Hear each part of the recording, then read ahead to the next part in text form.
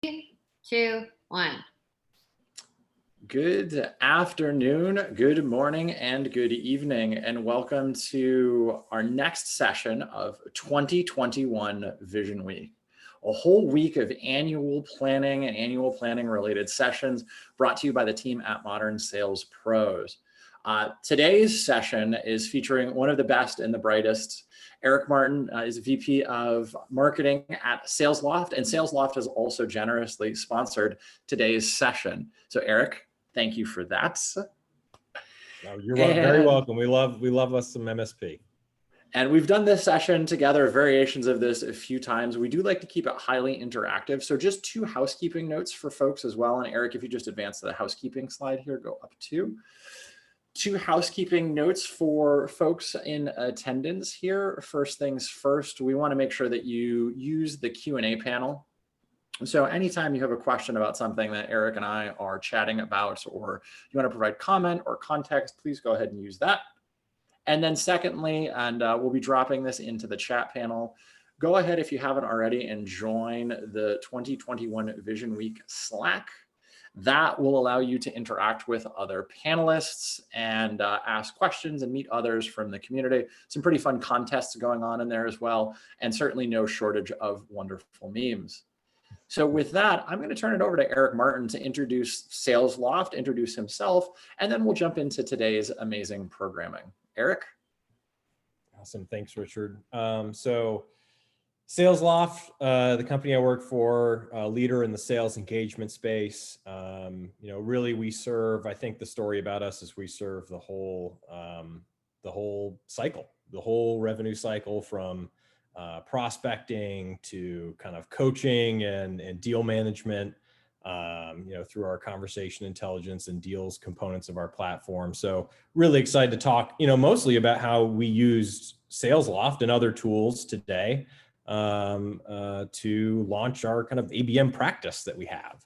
I joined SalesLoft about 4 years ago and walked into an awesome, energetic marketing team that was filling the top of the funnel with tons of leads. And I will admit there's a certain amount of luck that goes along with entering a company that's just found a great product fit and great timing, a lot of skill too. But what we really wanted to do is we wanted to figure out how we could go up market, and you can't use the same tactics at the lower end of the market to serve those potential customers in the higher end of the market. So I'll go into how we did that, and that's what I've been working on for the past 4 years, with a lot of help and assistance from the best marketing team, the best sales team, and the best customer success team that I know.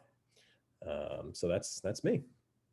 Awesome. And this is very fitting for those of you who attended Jocko's keynote presentation. He was talking about how every time you enter a new market, you really have to start back at the beginning. And Eric sharing the journey of how SalesLoft made that push into going up market is going to be really great.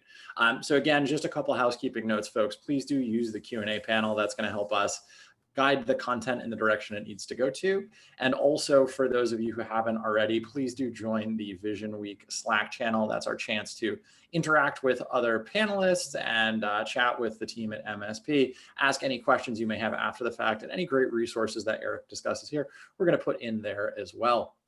And Eric, I think we can probably pop ahead to your you kind of kicking us off. Cool. So let's talk about some account-based everything. So we're going to talk about basically building an account-based sales strategy. And an account-based sales strategy, I mean, you could put marketing there, you could put CS. The fact is, it's building an account-based strategy. It involves sales. And I think one of the reason that we have sales strategy here is because we took a sales-first approach at SalesLoft to building an account-based strategy. And that was very different from a lot of other, kind of companies and organizations that I had noticed when we were developing this. So that's a picture of me. That's my more recent headshot. I have my one on LinkedIn's like 8 years old, but I look a lot better. But look at Richard, he's so handsome. It's phenomenal. I will say, having seen you in person, not having seen you in person for a few weeks, you look great, Eric. What do you do to stay so fresh? Is there something in the air in Atlanta? I stay home inside. Yeah. Yeah, this lighting is really warm. It's very complimentary. I So see that you've got the shades drawn as well. Are you now fully a shut-in, only focused on account-based yes, marketing, or do yes, you? I only Good. these shades are everywhere. It's total darkness in here. No, you can see I'm VP of Demand Gen. I'm one piece of the marketing team at SalesLoft. Our fearless leader, Sydney Sloan, our CMO, leads Demand Gen, and we have product marketing team, our brand and communications team, our customer and analyst relations team. So big shout out to those other components of the marketing team that have helped me to do a lot of this stuff. And for those of you who are, who have witnessed or consumed other MSP content, a lot of what Eric is going to talk about today will dive into some of the things that SalesLoft has taught us about with regards to how they scaled up professional services, some of the ways that they think about compensating their post-sales teams. So it's really cool to see this. It's a good foundational story for how this amazing company really built and thought about going into bigger and bigger markets. Cool. And I'll start this amazing story with a really boring statement. I think it's always a great way to kick things off, and that's that really the account-based engagement model itself, the act of targeting accounts with and aligning on that as a revenue organization, to me is a waste mitigation mechanism. You don't waste as much money, you don't waste as much time, you don't waste as many resources. And what account-based is really about is investing in the right places to develop the best customer experience that you can. At SalesLoft, we want the customer experience to be amazing from the first time you see our logo, or hear a SDR talking about us on the phone, or read about us in the press. We want that brand impression and touch point to be a great one. And account-based is about extending that great customer experience in the most efficient way possible. And as I will say ad nauseum throughout this presentation, it is not about ABM, it is not about ABS, it is not about ABCS or any other kind of acronyms. It's really about building a revenue organization aligned on serving accounts in terms of your customer base and delivering that amazing experience to prospects. So we'll talk about a little bit first about the history of what we've been doing at SalesLoft, and started way back when I first joined the company. Again, I joined an awesome, vibrant marketing team, really doing an excellent job of filling that top of the funnel and serving that lower end of the market, which was honestly kind of the more innovative end of the market at that time. And really interested in these new solutions that were available to them, these new platforms of how to engage with customers and prospects. So I came in and did an audit. I did an audit of our people, our tools, our processes, and decided, and one of the exercises that I did during that audit was I walked around to the random people. You could be working in finance or SDR or customer services. I asked, what's our ICP? And I got a different answer from everyone. They were all kind of aligned, SaaS companies, growing fast, innovators, and then I would talk to some folks and they'd be like, oh, pretty much any company with a login button. Okay. Well, that's one way of looking at it. So I said, I think it might be worthwhile for this rapidly growing company to actually rally around a robust total addressable market analysis. And I'll go into more about what that is in a future slide, but that's really the first step. There's so many steps that you should take before you purchase technology to execute account-based programs, whether it's sales programs or marketing programs. There's so many steps that you need to take. That is the most critical first step that I really emphasize, is doing the research, understanding your market, understanding how big it really is, and what's that path to where you want to be in 4 years. I know that's the most annoying question you can get in an interview, but actually doing this rigorous kind of analysis for a company can be really helpful in aligning in a vision and aligning in a direction for who you want to bring in and serve as a customer. Once you actually know what your market is, the real fun starts, and that's account selection.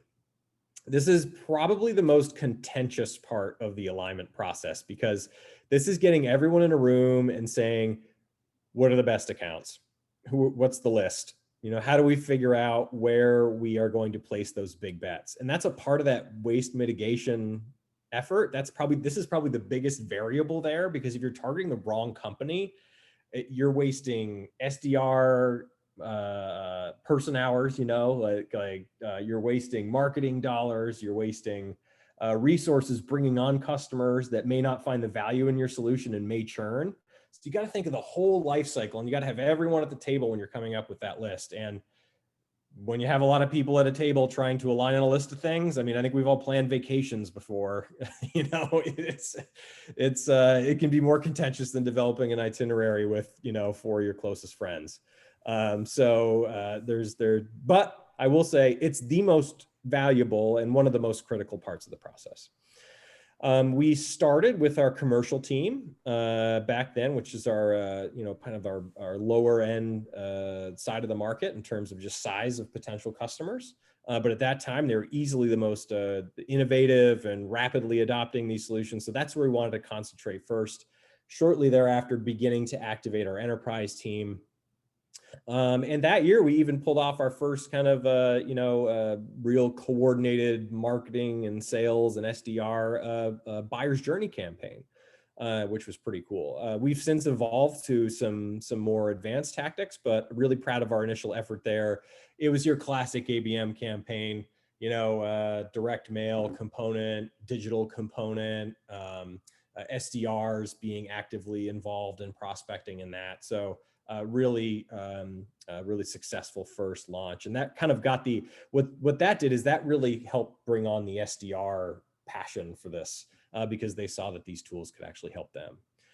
2018, things started to get kind of exciting at SalesLoft, and I think in the market in general as the market began to more rapidly scale. So going beyond just a target account list that 300, maybe that 1,000 or 2,000 companies that you really want to get, and saying, what's our real TAM? Like, how many accounts are in our full universe?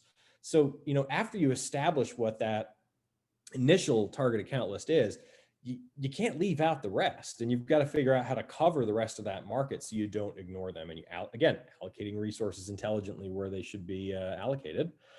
During that time frame, 2018, 2019,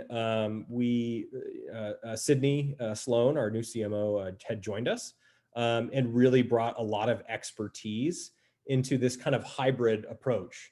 So she had experience with customer marketing, with heavy top of the funnel inbound, and account based. And we were very, very account based, and almost, you could almost say we were too account based. But the pendulum swings both ways. And the pendulum swung a little bit back toward how can we generate that real level of engagement at scale with an account-based strategy. And that's something that we had been working on last year, and we found great success with even applying traditional tactics and tools to an account-based strategy. You can still get a lot of value from them. You still have to generate leads. That's something you still have to do as a marketer. And yeah, they might not all be the best, but you still have to do that. You can't generate pipeline without generating leads. This year's been a breeze. Nothing's been going on really. It's been everything's been rolling around smoothly, no disruption or anything. No, I mean, honestly, we've been focusing on a lot this year, mostly digital, of course, really focusing on, our marketing automation, how we can help our remote sellers stay engaged, our digital sellers, as we like to call them at our virtual summit, because every seller is a digital one now.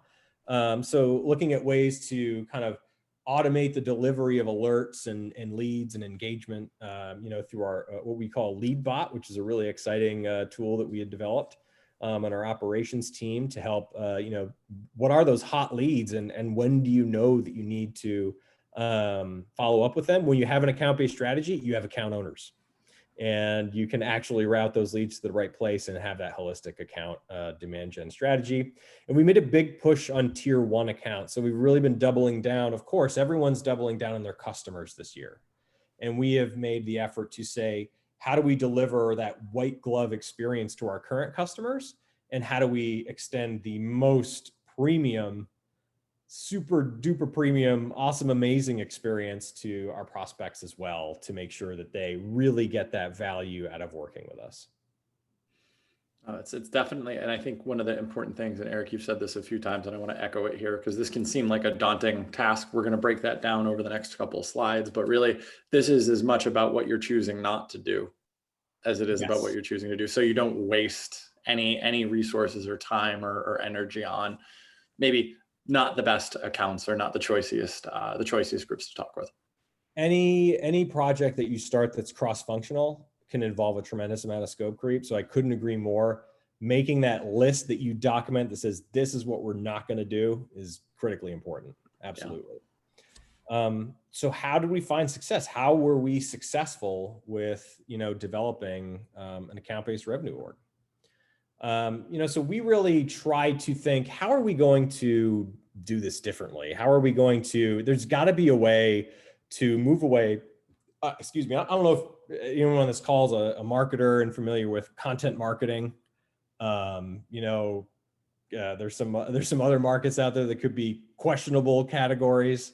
But there's a lot of hype around certain things at certain points. And ABM, when I joined SalesLoft, was really hyped up. Really hyped up as the next big thing. And it was mostly coming from, vendors in the space that were trying to create that category. And they did a successful job of that. They did an excellent job. And a lot of them are our great partners today. And I think there's a lot more, there's just a lot more knowledge on the user side to help really bring a lot of value to those tools and use them in a more effective way.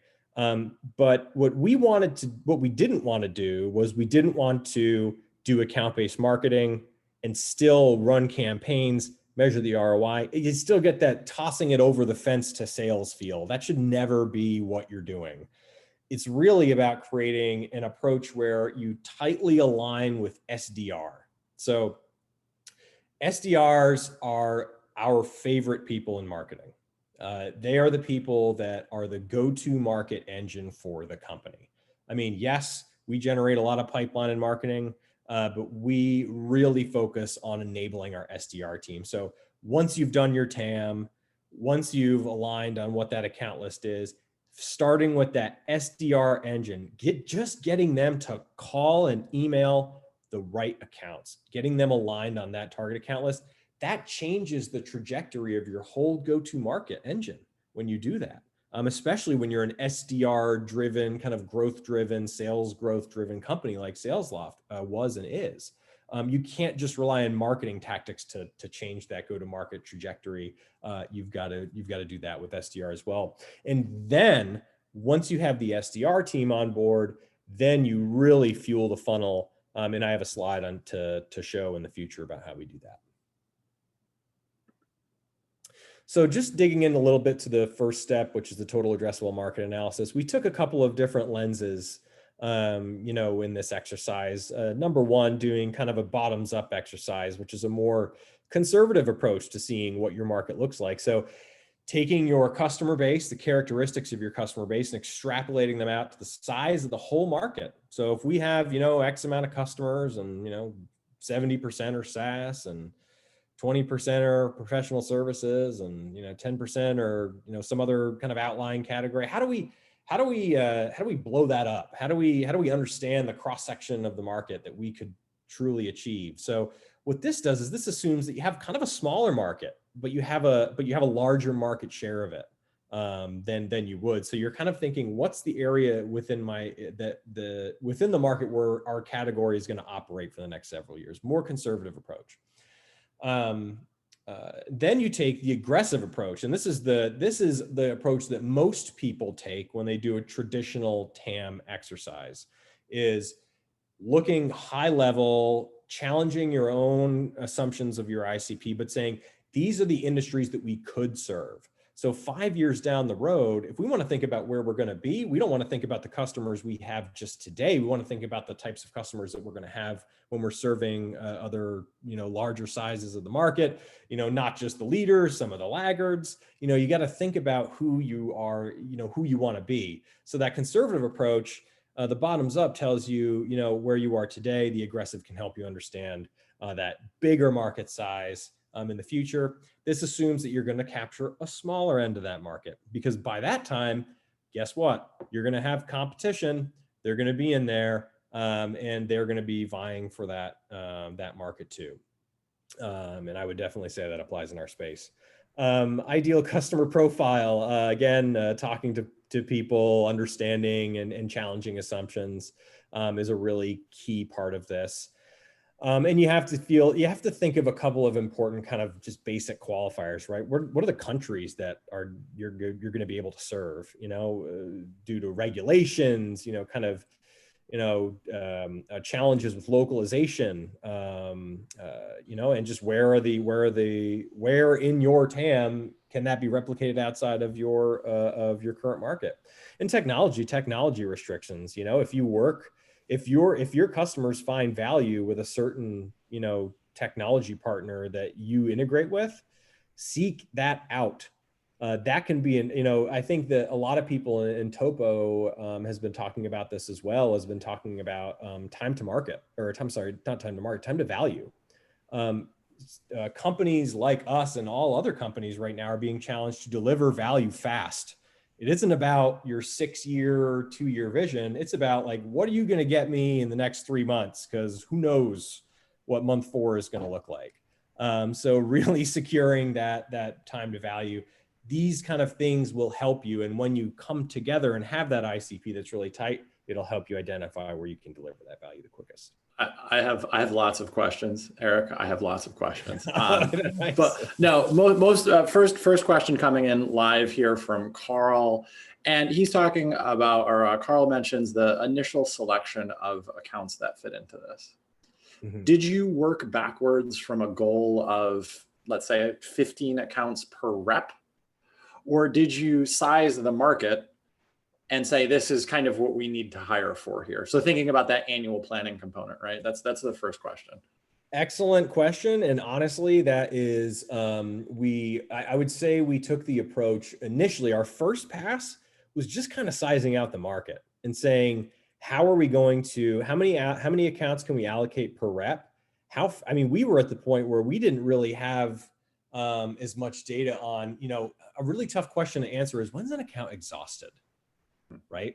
When have you done everything you can as a revenue organization to say, please just give us a shot, give us an opportunity to get your business? Understanding that's something that's hard to uncover, and I think is unique for every opportunity and every kind of cycle that you work in. So we really took the approach of just trying to identify the market first. Later on, once we got to the account universe stage, as I showed on the slide then, that's when the question of how many accounts per rep can we deploy effectively, and how many can they effectively work, for instance, in a quarter? So that's a really good question. I think starting with the market first, you're going to get sophisticated to the point when you understand how many accounts they're going to go through. And here's a little piece of experience there. There's, from an SDR team perspective, there's never enough accounts. I think that's great advice. Anybody who's ever had an inside sales and SDRs, there's never enough leads. There's never enough accounts. Never enough leads. Never enough. You think bad leads problem goes away? Now you got a bad account problem. So I want to actually ask, because you mentioned something in there that I hadn't thought about, of this idea of when is an account exhausted? And I think that's a really interesting concept. If the goal, if we come back to what you said at the beginning, was really to reduce waste. So did you define that in conjunction with sales? Was that kind of exhausted account? Talk to me a little bit about that, because I don't think anyone's ever really talked about that concept before. We're still working on it. I'll be transparent. We haven't solved for that. We don't really know when an account is fully exhausted. We have a good kind of ballparks as to what are the drivers to, for instance, an opportunity being more likely to be created. And we've analyzed data and found some trends there. But we haven't quite, to my level of constructive dissatisfaction, I don't think we're quite there yet on identifying when an account really is exhausted. Because what does that really mean? I think our main challenge to identifying that is the depth and breadth of the data that we have on our accounts. That's tough. You need a lot of data to do an exhaustion analysis. Well, and it's also just kind of representative of that point in time, right? Like we were talking about, tell me what you can do in 3 months, month Yeah. 4. I mean, who the heck knows where we're going to be? Mhm. One other question I want to hit on this, Eric, and then I want you to certainly talk a little bit more about the tiering and all that, as we'll get into later. When you think about that ideal customer profile, it feels like that's an incredibly important part of this.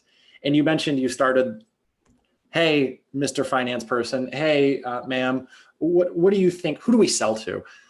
How important is that in the context of this market sizing thing?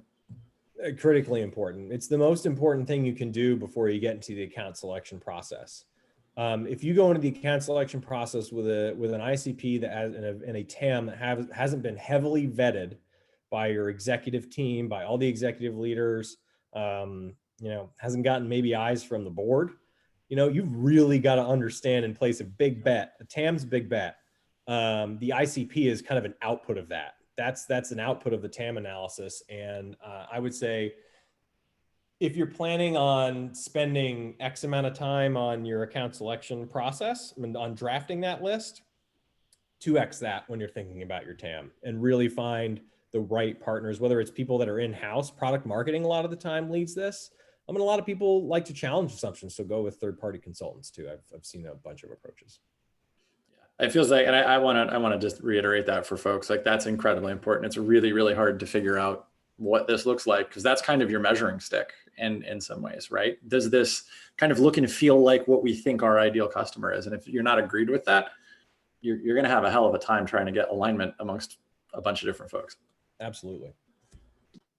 So we'll move on here to talk about accounts and tiering. So just checking out a basic sales tiering structure, right? This is when the waste mitigation begins. Very exciting. So if you look first over on the left-hand part of the screen, you're going to see resources and personalization. Those are your two big levers when you're thinking about how you're going to allocate your resources from a marketing and sales perspective across these tiers. So tier 1, this is the, actually, you know what? I usually start at the bottom. I'll start tier 3. Tier 3 fits that ICP. So that TAM kicks out your ICP.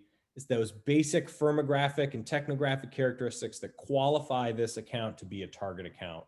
And they're aligned with the TAM.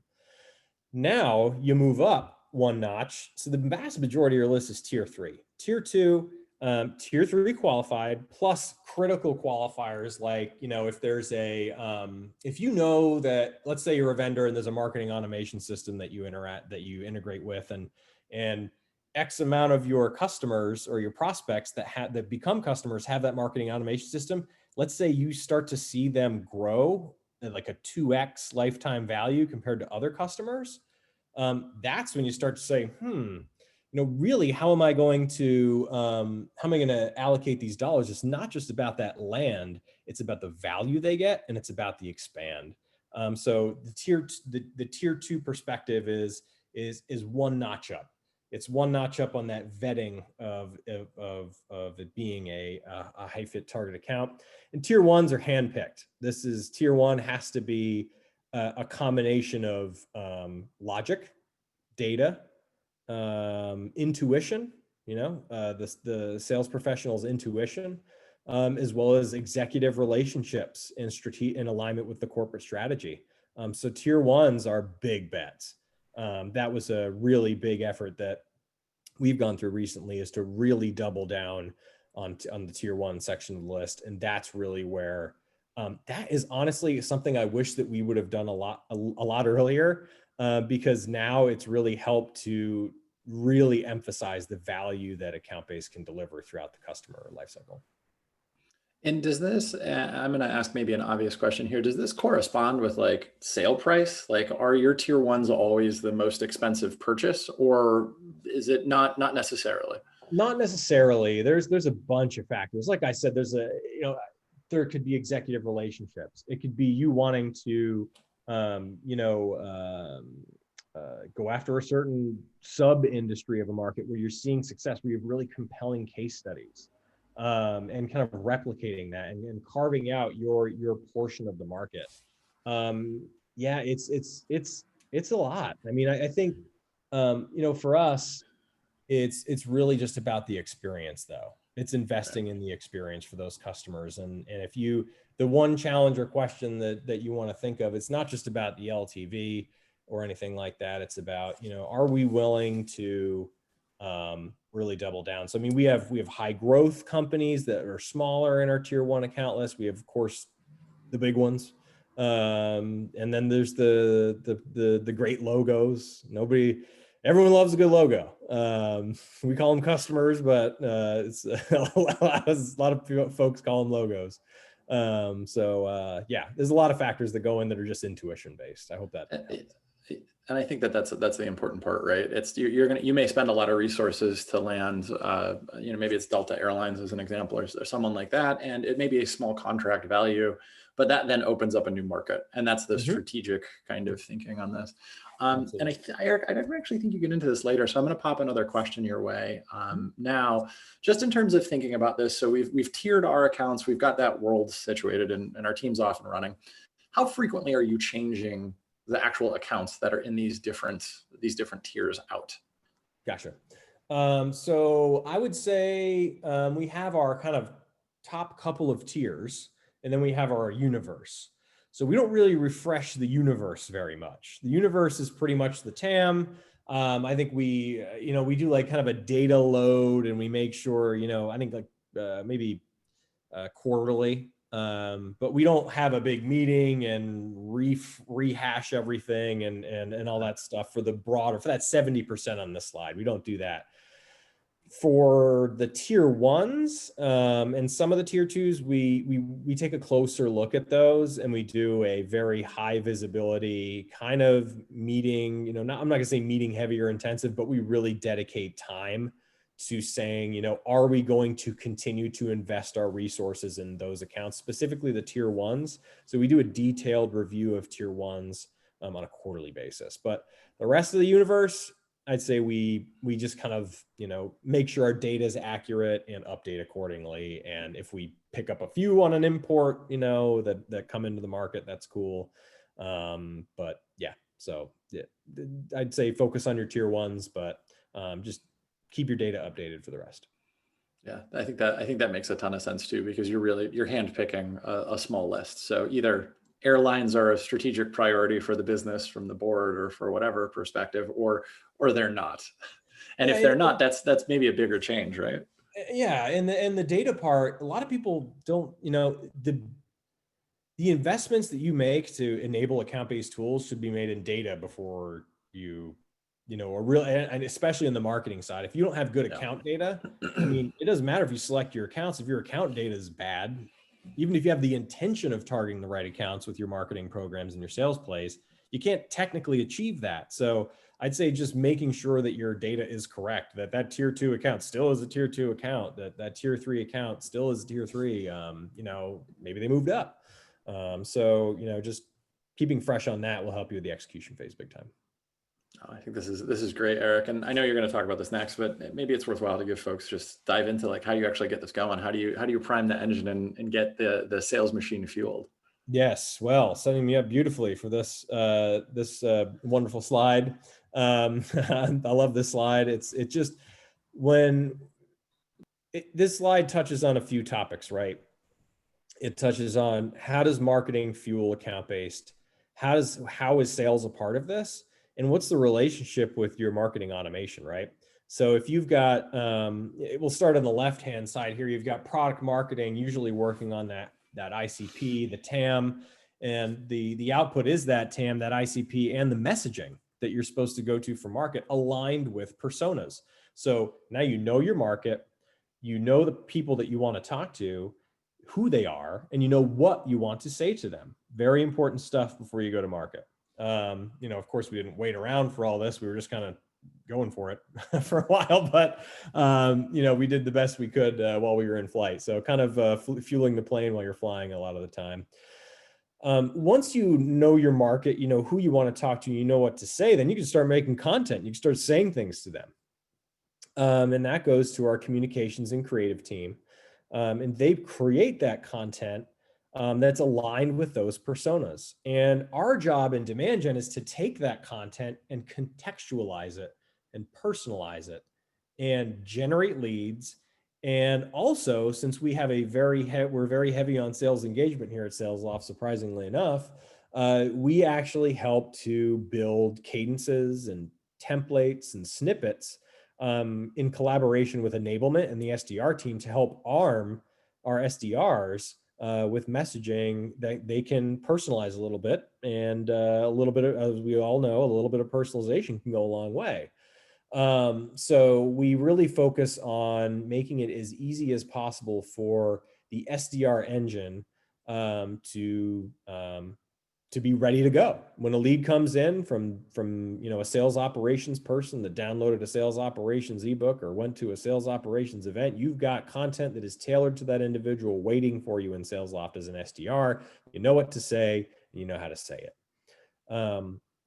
So what we do is we supply the cadences, generate the leads. You can use data tools to import contacts, stuff like LinkedIn Sales Navigator, for example.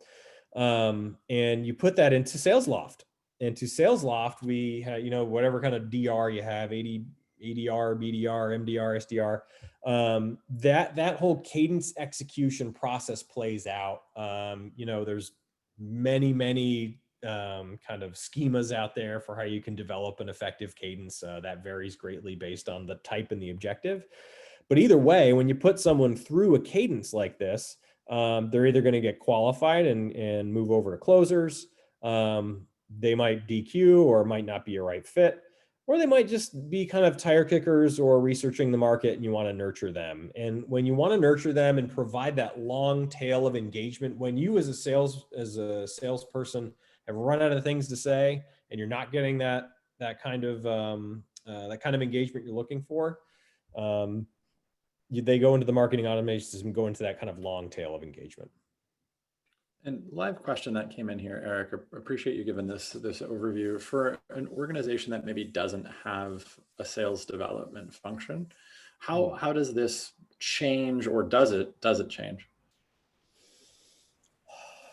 Putting you on the spot with that one. I know it's a tricky one. No, it's a good question. I would say if you don't have a sales development organization, why? Is it because you are a primarily marketing volume driven organization that is generating a lot of leads and maybe you have a freemium model or a more self-serve model? If so, account-based may not be the right thing for you. You might just need to look at things like shopping cart abandonment, and it might be a totally different conversation. If you're just growing an SDR team, I don't know if you have any more clarity from the individual. That's what we got. Rebecca, if you want to chime in with a little bit more, you can actually respond to your question with a bit more context here. And I think the other side of it's also equally true. If you're selling to 200 companies, this is kind of your name of the game. Sales development may not even be something that you need. And I think that's also kind of on the extremes, right? You wouldn't probably have a sales development. Yeah, there's people that have TAMs of like 10 companies. To me, that's pretty frightening, but don't mess up anyone ever. Watch out. And every rep owns one of those accounts. A lot of thriving businesses out there doing that. Again, account-based, this is all about scale. It's about scaling. It's about growth. So it's about looking at where those kind of growth levers are and identifying those. But that's a really good question. And there's account-based isn't for everyone. It really isn't. If you have a more volume-based transactional model, it doesn't make sense most of the time. If you're not going to serve the upper end of the market, why? And I think that the context too that you mentioned here, Eric, is when you were starting out, right? It was you had a very higher volume transactional business, and this was a deliberate effort to go from maybe commercial to lower enterprise to true enterprise as well. This wasn't just like, we're building a company, let's do account-based marketing. There was exactly. The whole reason that we were looking into account-based because we knew that those tactics in the lower end of the market weren't going to serve us at scale.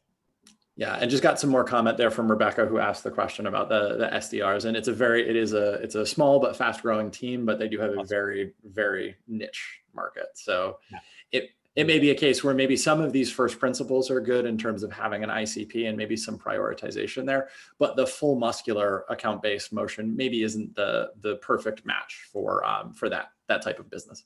Yeah, perhaps it's hard to know. I mean, you never know when you go somewhere where you work, a new job, you never know till you look under the hood. So that's for sure.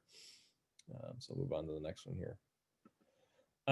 So once you get the engine going, it's not just about fueling the sales engine, it's also about fueling the marketing engine and really driving a lot of programs, driving a lot of engagements. We use the Topo kind of account-based, I like to call it the bow tie funnel, separating and delineating our campaigns and classifying them very specifically with very specific objectives. If you're trying to generate demand, you're trying to turn a target account into an engaged account. If you're trying to speed up pipeline generation or make pipeline opportunities bigger, you're trying to turn a qualified lead into a real opportunity. There's often a little bit of back off from marketing during the closing and adoption stage. That's when sales may say, "Hey guys, why don't you just go over there for a minute while we wrap this up." That's taking that pipeline that you've created and closing it. But we do some things there, which I'll share. There's some roles that marketing can have there, and of course, renewals and expansion, focusing on programs to drive engagement, adoption, lifetime value, success, and delight in your customer base. So just talking about some. Oh, you have a question? Nope, I'm one slide ahead of where you are, so I'm going to ask you a question after you're done with this one. Gotcha. Cool.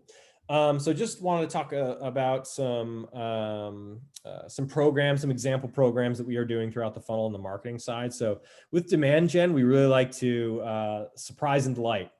It's about breaking into an account, and that is how you believe we do it. It's not about brute force. It's not about driving a bulldozer up to the front of their building and driving inside, especially now because nobody's there. Can't wait in the lobby with the PO anymore. That's not how it works. Yeah. So we do a lot of. We work with a company called Alice with a Y. You'll see they do a kind of premium personalized gifting. We've had a lot of fun with cameo videos. I don't know if you guys are familiar with that. That doesn't work on the whole market. It's kind of a niche tactic that works with some people and it doesn't work with others. Please know your audience with that. You gotta know your audience. I gave my messaging. You really do. You have to. A lot of personalization work goes into that, but it can pay off big time. And all I know is those videos just generate a lot of delight. I gave my dad's a fan of actually the Real Housewives of New York. And I got him to, he likes from Vermont? Yeah, he's an interesting guy. We're interesting people. He's a big fan of Real Housewives in New York, so I got his favorite Real Housewife to wish him a happy birthday and a Father's Day because they fall on the same day. And wow, I mean, that thing was the best gift he ever got.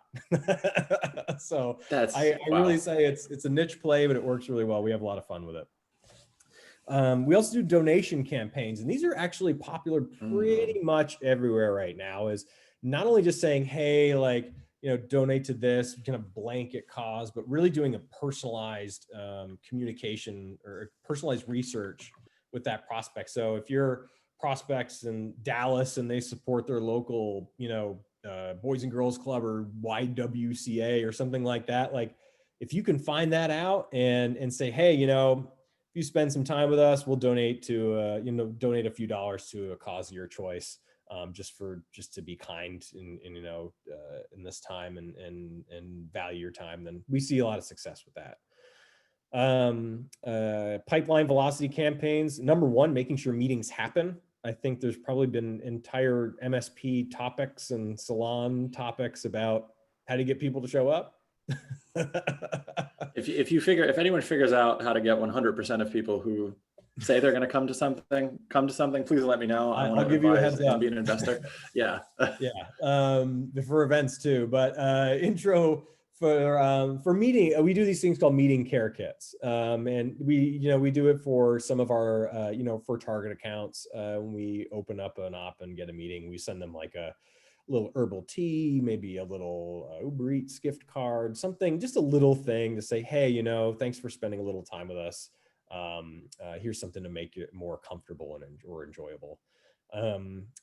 We do some programmatic things like one-to-one ads and landing pages. We use Demandbase and Marketo, and are kind of going through a revamp of that process now, which is exciting. Custom on-sites and field events, in-person events will be a thing again at some point in our human future. They will be in some form or fashion. So, I left it on here. Let's be optimistic. Why would we? So, thinking about, toward the end of next year and beyond, those are still a tool in the tool belt. Closing and adoption support. We do some things like team adoption competitions. So kind of if we have a customer that's, for instance, doing they're implementing and they want to run a contest, we'll say, hey, here's this super fancy headset, that's awesome. And, if you get the most opportunities booked with SalesLoft will hook you up with this cool kind of like branded headset, things like that, little things to help foster adoption and bring a little fun into the onboarding experience. And when you have customers, celebrate. Sales love events, we do all sorts of things, wine tastings and other kinds of events that we really that help to bring customers together and sometimes bring a prospect along to see what that customer experience can be like. This is phenomenal. I think there's a lot of really, really great ideas here for folks to take, and you can deploy some of this or start to think it through the lens of your strategy. Eric, I want to take you back just a little bit. There's a question that came in from Jeff Land about the tiering, right? Tier 1, tier 2, tier 3. And Jeff's it's a multi-parter, but the first part is, have you done any of your own market research to validate that ideal customer profile? So maybe it's surveys or interviews, just going beyond kind of data vendors. Do you do anything on that side? We have over the past, I'd say, year and a half, that's when we've been really, I think that it's tough to find a time when as a company that's a really worthwhile exercise. But we've done it at a number of levels, but now we've really gone into, as this has emerged to be a real category that's covered by big analyst firms, and it's now a short list situation for a lot of large companies out there that are looking to try to get into the space. Ever since that kind of has begun to emerge as a phenomenon, we've been really focusing on understanding the market. And that, I feel like, there's an argument to be made for researching it, investing a lot in that before. But a lot of the time when you're rapidly growing and you're small, I feel like, and this is just anecdotal, I feel like your business, if it's scaling really well and it's growing really fast, something maybe that other people don't, and don't underestimate that. So, but it's a tough timing question to know when to invest a ton into that kind of third party validation and research.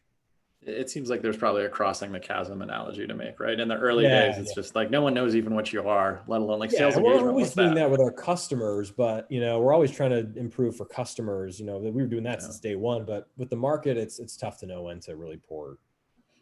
No, I think there's probably something, Jeff, in the crossing the chasm, maybe in the early majority, is when you start to really hone in on what that problem could be. Absolutely. And the second part, and I'm not sure that this is accurate, but I want to throw the statement out there to you, Eric.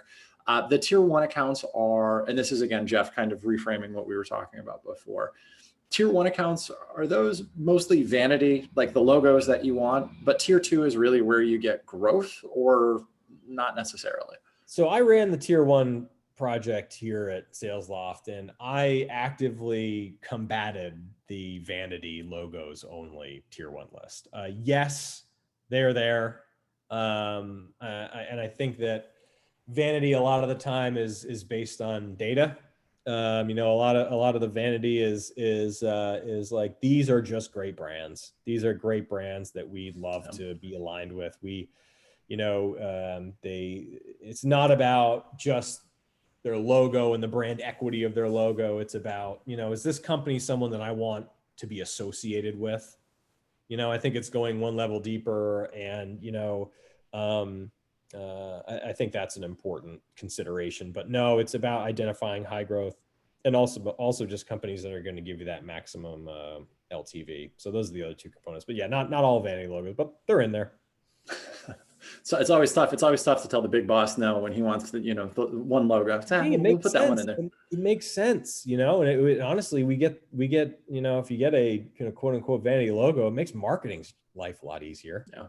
Makes Oh, everyone's yeah. life a lot easier. So I get the drive for that. I don't think that's ever going to not be a thing. And Eric, I just want to be mindful of time. We got about 10 minutes left, and keep the questions coming in. I think this is great. And I love that we're going to go into next, because this question comes up all the time.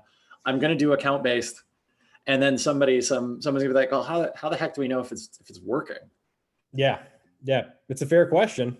One you've got to field, and you've got to really dig into it. So I was talking about target account pipeline, or I've talked about target accounts, target account pipeline, and I'll go into specific pipeline metrics that we look at when we look at, kind of the contribution across the revenue org. Pipeline from target accounts is being generated from marketing and sales activities, and you're hitting that kind of benchmark. Generally, you want 80% of your company pipeline to be target account pipeline. And what that does is that shows you that sales and marketing are aligned. It could be 80% of emails and phone calls, 80% of marketing spend, 80% of that effort is going into those target accounts. So it's kind of an alignment metric as much as it is also a pipeline creation metric. So marketing's engaging with and influencing accounts through multiple campaigns, through multiple channels, and marketing's aligned to those resources and correct tiers and ROI agencies. I mean, Sydney put it best. I think the idea of just the marketing marketing qualified leads themselves aren't dead. Leads are still very much alive, but the idea that marketing is the qualifier for the sole qualifier for what an opportunity means, or what's a real opportunity for sales. It's not just that, it's accounts, it's TAM and ICP and fit. I feel like that's a separate MSP conversation as well. Like, yep. when the heck does go to the next slide? We'll just become an opportunity. We'll go down that rabbit hole. I'm more than willing to go down that on another session. I think that when you get down to it, it's about really sharing the metrics, sharing the accountability, and meeting regularly. Understanding that you've got to stop talking about, you can know what sources are, and I'll talk a little bit about sources in the next slide, but try to steer the conversation away from that. Try to steer it toward attribution and contribution. What does sales contribute to pipeline? What does marketing contribute to pipeline? How do we maximize our own contributions and kind of find that right mix? For some organizations, it's going to be more of a SDR driven growth engine. For some organizations, it's going to be much more marketing driven. For instance, if you have like a channel organization or something like that. So you've got to think about that combined contribution. And I'd like to say, without sales or marketing, there is no pipeline to open. There's no pipeline to close. And this is one of the beautiful things about having a sales engagement platform and a marketing automation solution is you can take data out of sales engagement platforms and you can line it up in your CRM like Salesforce with campaign response data from your marketing automation system. And you can look at the account level and see what's the sales activity, what's the marketing activity, and you can report on that in aggregate and hold each other accountable. So we actually created a marketing engagement score and a sales engagement score for each of our accounts. The sales engagement score is all of the sales activity. So it's a 1 to 10 scale: calls, meetings, emails, things like that. We factor that into a 1 to 10. And on the marketing side, it's a combination of intent data, whether they attended an event, whether we detect anonymous website traffic from that account, and that's a 1 to 10 assigned the account. So we can look at our target accounts and filter down and say, here's a marketing engagement score of 10 and a sales engagement score of 1. I think it's time we hit the phones. Conversely, you can sort it down descending from 10 to 1 on sales engagement and say, hey, marketing, you're not covering the accounts that we need you to cover in sales, and we need you to start targeting these accounts, and we're getting a lot of sales engagement with them. So again, it's about that more broad contribution. And the way to know if it works is to know your pipeline. These are the big 4 pipeline metrics that I talk about all the time. And people are really probably, anyone that watching this from SalesLoft will like, oh God, Eric's talking about the pipeline metrics again. But this is, you got company pipeline, which is, all of your net new pipeline sourced by all sources. If you're focusing on, upgrades and things like that, include that as well. Depends on kind of where you are and what you're doing. Why do we measure this? To see if we're creating enough pipeline to support our financial model. You've got bookings targets, you've got revenue targets, you're going to need pipeline targets. So understanding what those are is a really important process. And that's all pipeline from all sources. Target account pipeline, again, 80% of that company pipeline. So that this pipeline can be, again, created by sales, created by marketing. Now, one rung below this, we look at a more finite level of, marketing, what are you really doing for me? And that's marketing's contribution. So the way that we measure that is that total aggregate value of company pipeline that has high intent leads, AKA demo requests or contact requests, AKA the leads that salespeople actually want to get.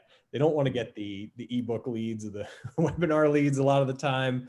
But they want it when someone wants to talk and have a sales conversation, they want to be ready. And that's built to capture the full contribution of marketing efforts throughout the funnel, because when you have an account-based org, your work does not stop at the top of the funnel. And one rung below that is that pure marketing source, comes in through the website, no sales activity that's recent. And to just measure, you gotta always look at that. What is marketing really bringing to the table ROI wise? This is very interesting, and I'm sad that we only have 5 minutes to talk about it, because I have a few questions just out of the gate with this one. Can you explain marketing contributed pipeline one more time? Because Yeah. I'm looking at this. This is almost, maybe I can rephrase it, right? That's almost like an overlay.